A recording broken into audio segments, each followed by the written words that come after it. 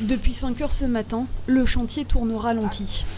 Les riverains et les membres de la Sopamar investissent les lieux pour empêcher les travaux de grosses œuvres. 60 logements doivent ici sortir de terre, une aberration pour les habitants du quartier qui contemplent depuis 15 ans d'autres logements en contrebas dont la construction n'a jamais été achevée.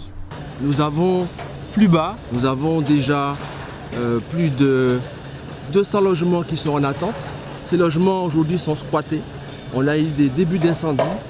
Nous n'avons pas de réponse. Donc s'il y a un problème effectivement de logement, il faut qu'on réhabilite les logements qui sont déjà présents.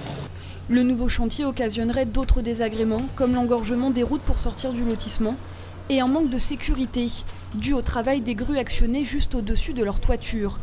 Mais surtout, il dénonce une absence de communication de la municipalité.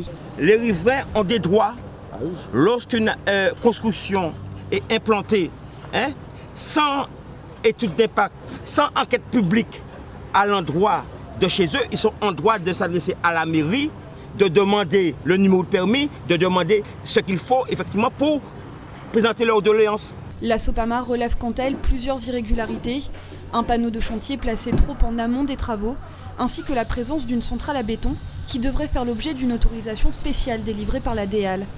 L'association assure que l'agrément n'existe pas. Cette centrale à béton, c'est une ICPE.